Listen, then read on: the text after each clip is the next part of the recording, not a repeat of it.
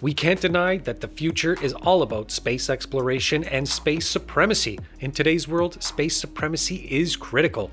And we all know that space agencies are doing all the hard work and adjustments to lead the space race. But wait, of course, we need a solid spacecraft to get to the planets and for further exploration. While all the agencies are working on spacecrafts, Elon Musk's SpaceX is winning the spacecraft race as they are making the most powerful spacecraft ever. I'm talking about the Starship. If you want to know why Starship is the best spacecraft ever made, watch this video till the end. However, before we go any further, make sure you subscribe to Technology Fit and don't forget to hit that bell icon so you never miss any updates. Now, without further ado, let's get into this. SpaceX is developing the Starship Spacecraft, a fully reusable two-stage Super Heavy launch system. The framework is made up of two stages. Now, the first one is a booster stage which is called Super Heavy. On the other hand, the second stage is called Starship itself. Let me tell you that the Starship's second stage is being designed to be a long-duration cargo and passenger-carrying spacecraft, which is unusual for a traditional spacecraft.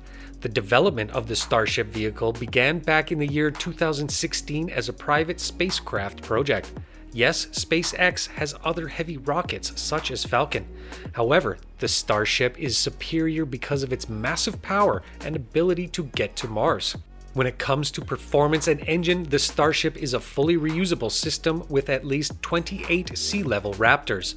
Here, it is worth mentioning that the first stage has a total thrust of 15 million pounds. In comparison, the second stage of the Starship is powered by a 3 sea-level and 3 vacuum Raptors with a total thrust of 2.7 million pounds. Isn't it amazing? Moreover, the powerful Starship can carry 100 tons to low orbit. It has a thrust-to-weight ratio of 155:1 and a chamber pressure of 9.7 MPa, and the Raptor has a thrust-to-weight ratio of 200 and a maximum chamber pressure of 33 MPa. You might also want to note that Cargo Starship has a maximum passenger capacity of 100 people and a pressurized cabin space of 1,100 cubic meters. The Starship can transport astronauts where no other spacecraft can, and its fairing is 9 meters wide and 18 meters high, compared to 5.2 meters wide and 13.2 meters high, allowing it to transport more cargo. The Starship is more effective and the cost per ton to orbit is lower, more reusable and capable. It will also be human certified, which SpaceX does not intend to do for the Falcon Heavy for the time being. However, the Starship has yet to be certified and time is limited, even though the Starship introduces many new technologies such as methane for orbital refilling. Despite this, SpaceX intends to build hundreds of Starships for Earth-to-Moon mass missions and International Space Station missions, and it already has a production line. However, only 3 Falcon Heavies have been launched as of today. SpaceX's Starship strategy is straightforward: build, launch, test, and improve. Let me tell you that SpaceX is preparing to run test prototypes regularly, stating the data gathered as a successful part of the overall process. The Starship design experience is different in the spacecraft industry due to its allowance for failures, willingness to build flight articles in public, and the rapid rhythm of prototype installation. Before taking to the skies, Starship prototypes go through a series of tests on the launch pad.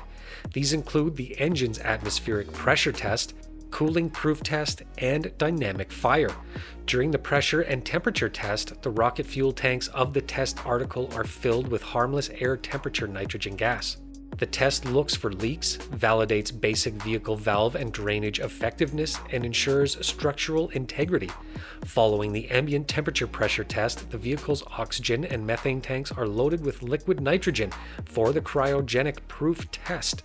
Moreover, this also tests structural stability but adds the hurdle of heat transfer to ensure that the Starship can load, hold, and offload super cold liquids safely. The prototype to arrive at the test stand with engines already configured was Starship SN9. A hydraulic machine was attached to the thrust puck in previous test articles with thrust structures to simulate the thrust of 1, 2, or 3 Raptor engines. The cooling-proof test was passed by Starship SN4, the first full-scale prototype. In the last, a strategic test fire is carried out by loading liquid oxygen and liquid methane into the Raptor engines and briefly firing them while the Starship is held down on the test stand. SpaceX's Starship rockets are made of stainless steel rather than copper or other materials. The primary reason Starship is trying to use stainless steel is its temperature tolerance. The entire concept of Starship is to be a future space vehicle, which means it will be exposed to both sub-zero temperatures and burning temperature changes as it climbs and flows down into orbital atmospheres.